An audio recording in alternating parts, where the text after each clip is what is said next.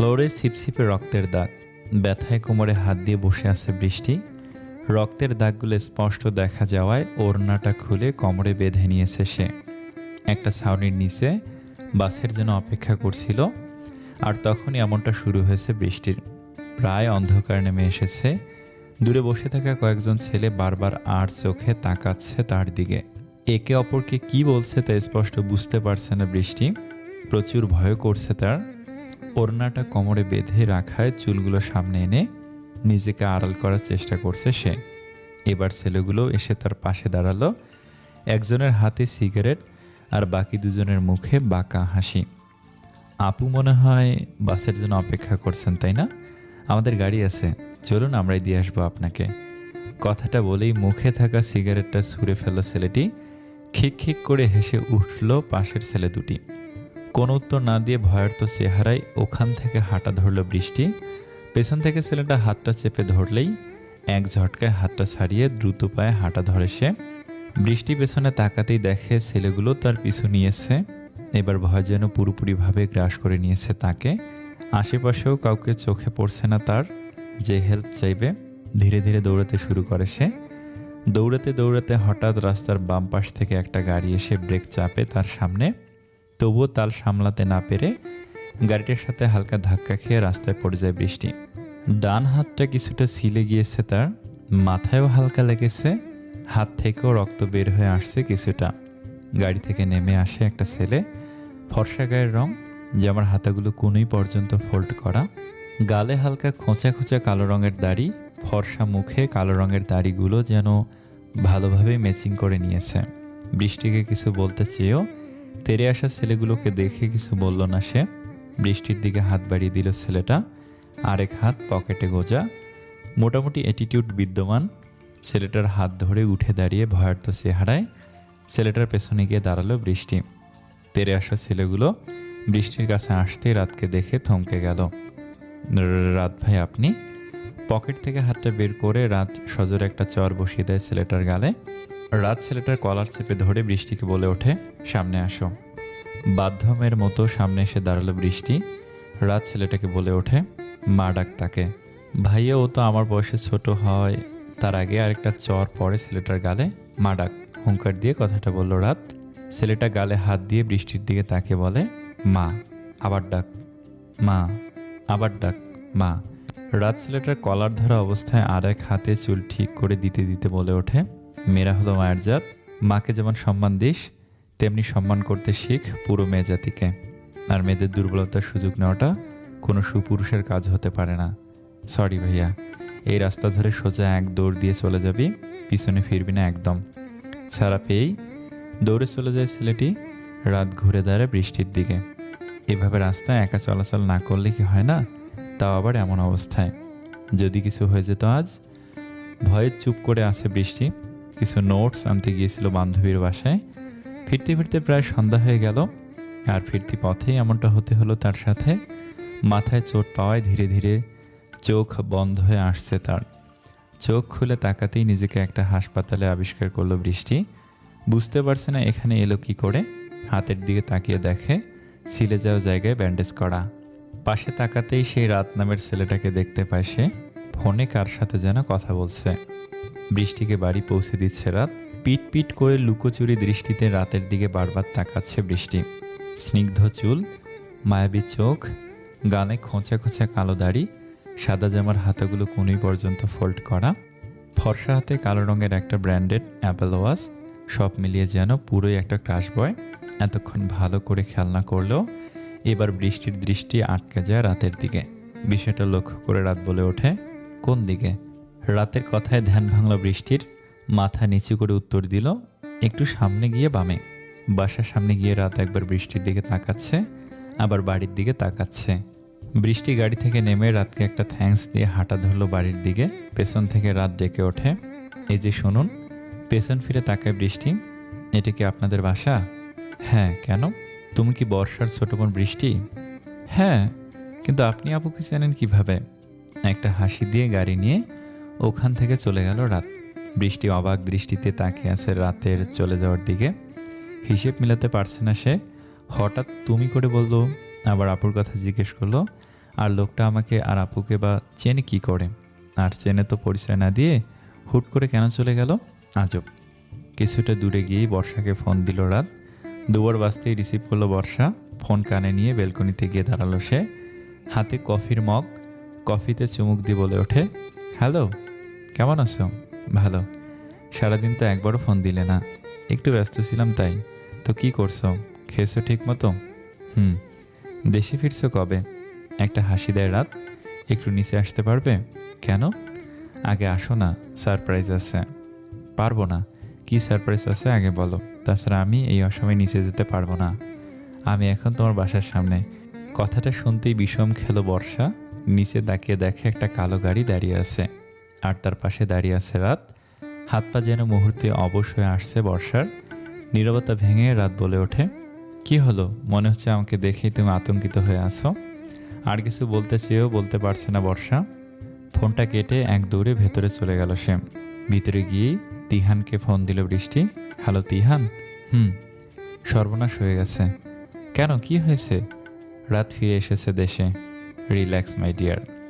ওদিকে রাত বর্ষার নাম্বারে ফোন দিয়ে দেখে নাম্বার বিজি। রাতের ধারণা হয়তো বর্ষাকে না বলে এভাবে চলে আসায় রাগ করেছে সে। 6 বছরের সম্পর্ক তাদের। পারিবারিকভাবে সব ঠিকঠাকও হয়ে আছে তাদের।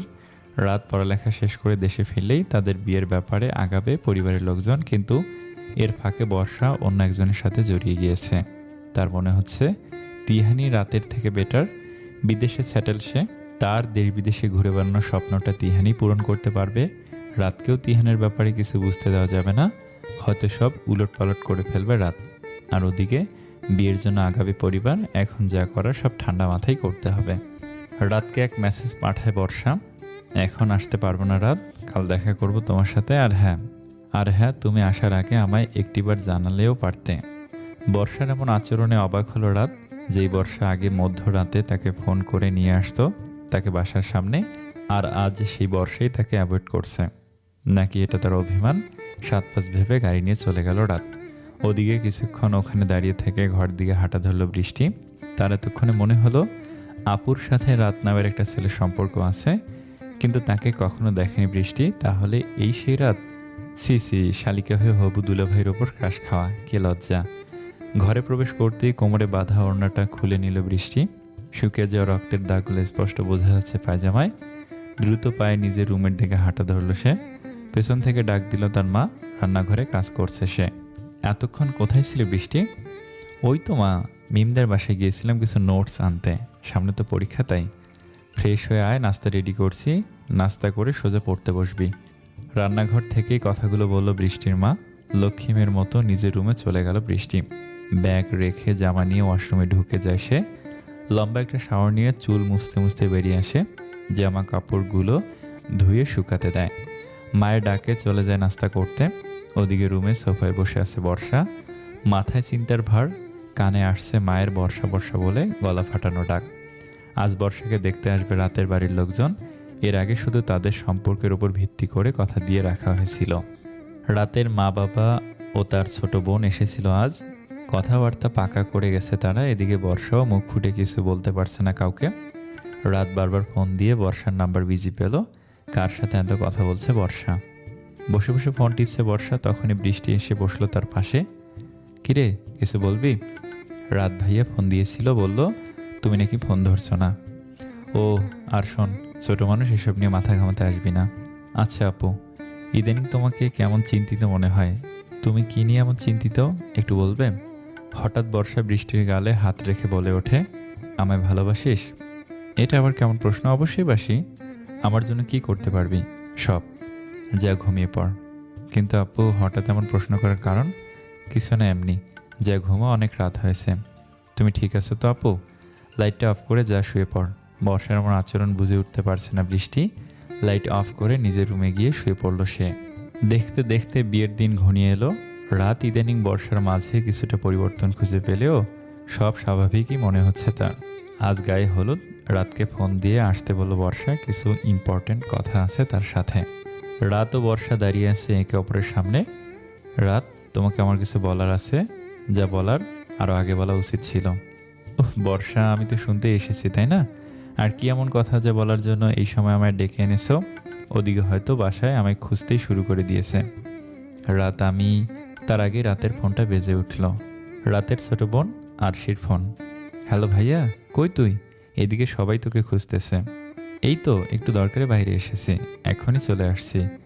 রাত ফোনটা পকেটে ঢুকে বলে ওঠে, উফ বর্ষা, এত নার্ভাস হলে কি চলে? আমার সামনে নিঃসংকোচে কথা বলার অধিকার তোমার এখন আছে। আসলে নার্ভাস না, আমি কথাটা কিভাবে শুরু করব বুঝতে পারছি না।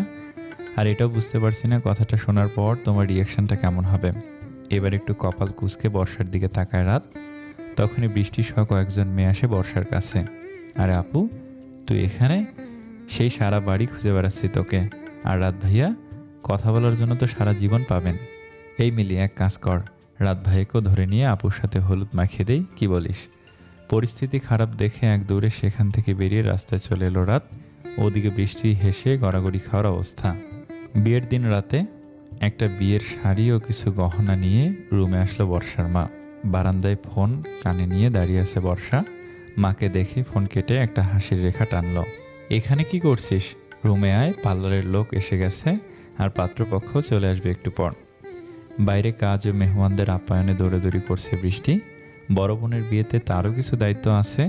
তাছাড়া বরের জুতা চুরির প্ল্যান তো আছেই। বর্ষাকে সাজিয়ে রেডি করে ফেলেছে। ওদিকে পাত্রপক্ষ চলে এসেছে। সবাইকে রুম থেকে বের করে এদিক ওদিক পায়চারি করছে বর্ষা। বারবার তিহানের নাম্বারে ফোন দিয়ে চলছে সে। বিয়ের সব রেডি। হঠাৎ ভেতর থেকে আওয়াজ এলো, বর্ষাকে কোথাও খুঁজে পাওয়া যাচ্ছে না। সারা ঘর খুঁজেও বর্ষার কোনো দেখা পেল না কেউ। সবাই মিলে খুঁজেও কোনো হদিশ পেল না বর্ষার। পেয়েছে শুধু টেবিলে একটি চিরকুট। হতাশা দৃষ্টিতে তাকিয়ে আছে বর্ষার বাবা। সবাই একেবারে মুখে চাওয়াচাই করছে। বিয়ের দিন কনে পালিয়ে যাওয়া, তাও আবার লাভ অ্যারেঞ্জ ম্যারেজে। পাগড়িটা হাতে নিয়ে স্তব্ধ হয়ে দাঁড়িয়ে আছে রাতও। বৃষ্টি বারবার ফোন দেওয়ার চেষ্টা করছে, কিন্তু বর্ষার ফোন বন্ধ। রাতের বাবা রুদ্র ঠান্ডা মেজাজের মানুষ। ঠান্ডা মাথায় বৃষ্টির বাবাকে বলে ওঠে, আমাদেরকে ডেকে এনে এভাবে অপমান না করলেও পারতেন। আপনারা যদি ফোনে আপনাদের মতামত জানিয়ে দিতেন, তাহলে আমরা কখনই আসতাম না এখানে। বর্ষার বাবা হাত দুটি জোর করে বলে ওঠে, আজ আমি নিজে আপনাদের সামনে লজ্জিত। নিজের মেয়ে যে এমন একটা কাজ করবে তা ভাবতেও পারিনি আমি। পাশ থেকে রাতের মা বলে ওঠে, এমন একটা মেয়েকে নিজের পুত্রবধূ বানাবো ভেবেছিলাম, ভাবতে লজ্জা হচ্ছে আমার, সিসিসি। হঠাৎ রুদ্র চৌধুরী বলে ওঠে, দেখুন এত লোকজনের সামনে এখন আমাদের দুই ফ্যামিলির মান সম্মান নিয়ে টানাটানি পড়ছে। তাই আপনার যদি কোনো আপত্তি না থাকে তাহলে আমরা আপনার অপর মেয়েকেই বউ হিসেবে নিয়ে যেতে চাই। কথাটা শোনা মাত্রই যেন আকাশ থেকে পড়ল বৃষ্টি। মাথাটাও ধরে গিয়েছে সাথে সাথে। বোনের বিয়েতে আজ কত আনন্দ, কত মজা, বরকে নিয়ে কত কিছুই প্ল্যান করে রেখেছিল বৃষ্টি।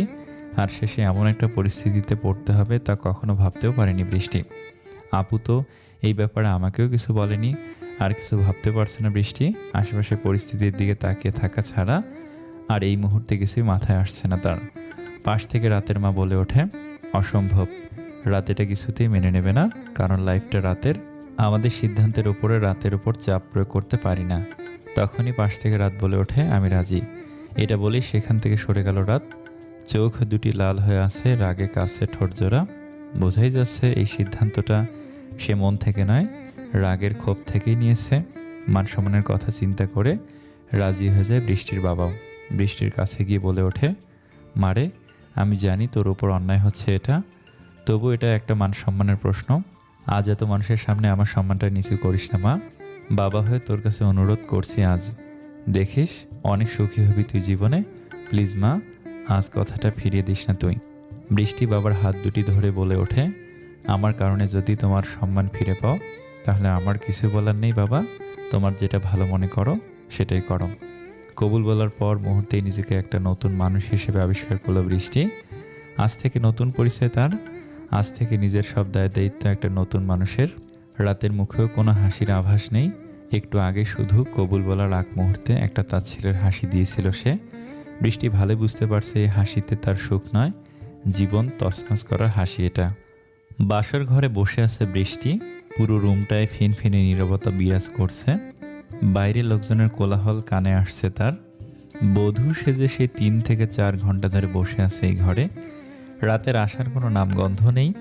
কি থেকে কি হয়ে গেল তার জীবনটা, যেন প্রকৃতির মতো একটা ঝড় এসে এলোমেলো করে দিয়েছে তাকেও। গতকাল এই সময়টাও তার চিন্তাধারা ছিল সম্পূর্ণ ভিন্ন, আর আজ তার নিয়তি তাকে কোথায় এনে দাঁড় করালো। গতকাল পর্যন্ত যাকে ভাইয়া বলে সম্বোধন করেছে, আজ কিনা সেই লোকটারই স্ত্রী সে। ভয় যেন পিছু ছাড়ছে না তার। এভাবে বিয়ে হলো তাদের। আরেকজনের জন্য সাজানো ঘরটাতে সে আজ নিজে বউ সেজে বসে আছে, কিন্তু এই সাজে নেই কোনো মুগ্ধতার আভাসও, কারণ এটা যে তার জন্য সাজানো হয়নি। এসির মাঝেও ঘামছে বৃষ্টি, হাত পা ঠান্ডা হয়ে আছে। রাত কেন আসছে না, আসবে কিনা তাও সন্দেহ। 6 বছরের রিলেশন থাকা সত্ত্বেও বর্ষা যে ধোকাটা দিল তাকে, তাতে সে ঠিকঠাক আচরণ করবে না এটাই স্বাভাবিক। কিন্তু কেন বর্ষা এমন করলো? ভালোবাসার থেকে কি অর্থটাই বড় হয়ে গেল তার কাছে? সম্মান বাঁচাতে রাতের হাতে তুলে দিয়েছে তাকে পরিবারের সবাই। বাবা কত সুন্দরী বলে দিয়েছে, অনেক সুখী হবি তুই, কিন্তু ভালোবাসা যেখানে থাকবে না সেখানে আদৌ কি সুখ মিলবে? দরজা নাড়ানোর আওয়াজ পেয়ে একটু নড়েচড়ে বসলো বৃষ্টি। মুহূর্তে যেন এক ভিন্ন অনুভূতি হানা দিল মনে। পিটপিট করছে বুকের ভেতরটা।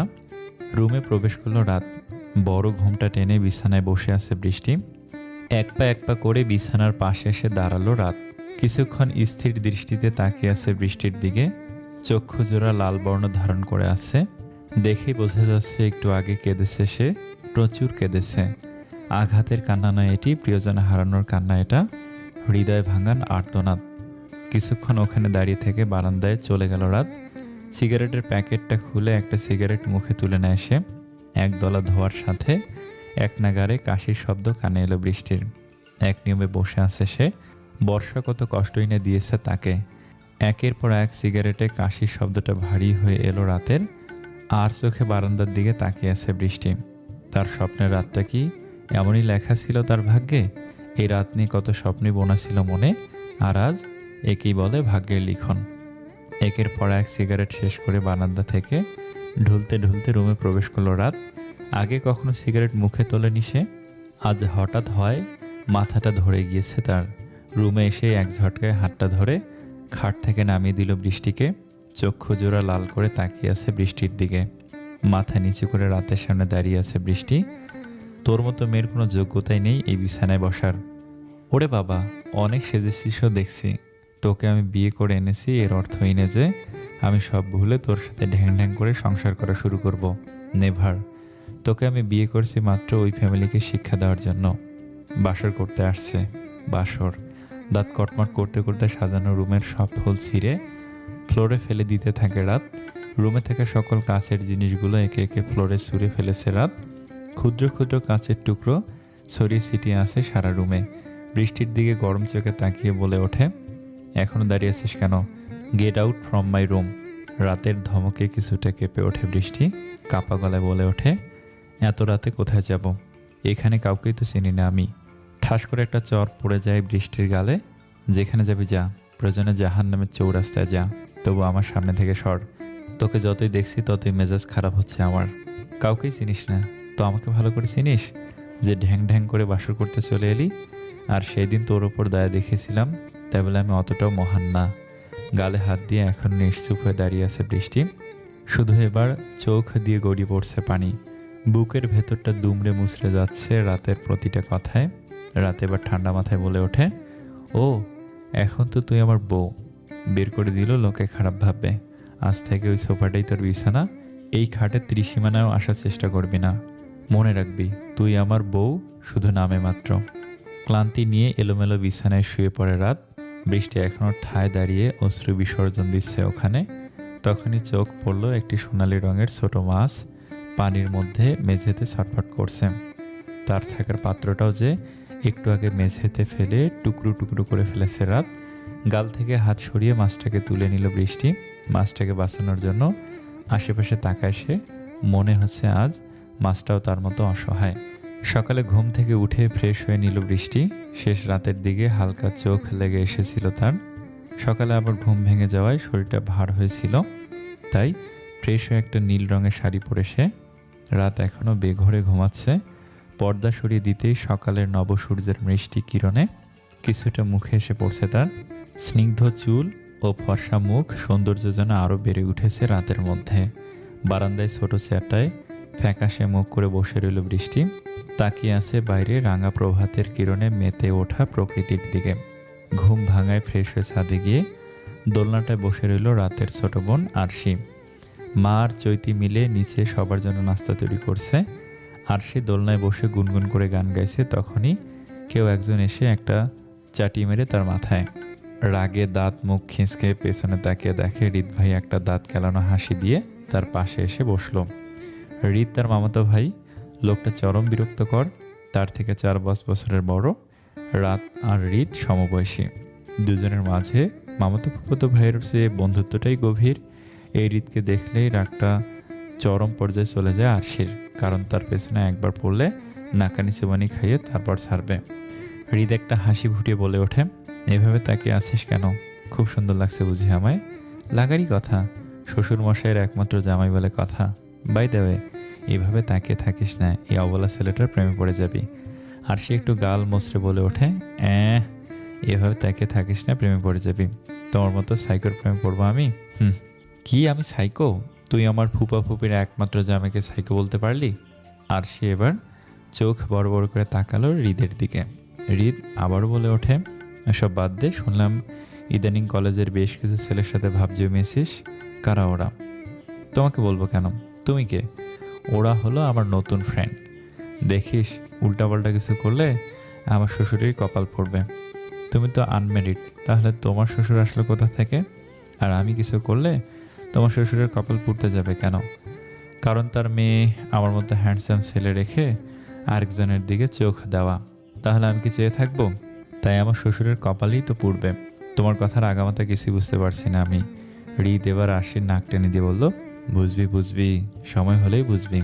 আমার মতো চালাক শ্বশুরের মেয়ে হয়ে তুই কিভাবে এত মাথামোটা হলি সেটাই বুঝতে পারছি না আমি। বলি চায়ের কাপটা নিয়ে একটা মুচকে হাসি দিয়ে নিচের দিকে হাঁটা ধরল হৃদ। চোখ দুটি বড় বড় করে হৃদের চলে যাওয়ার দিকে তাকিয়ে আছে আরশি। মনে হচ্ছে এখনই চোখ দুটি বেরিয়ে আসবে। তার মানে উনি এতক্ষণ আমার বাবাকে ইনডিরেক্টলি শ্বশুর বলে সম্বোধন করে গেলেন। আরশি বেশ কিছুক্ষণ ধরে ডাকছে রুমের বাইরে থেকে। বৃষ্টি বারান্দা থেকে এলো রুমে।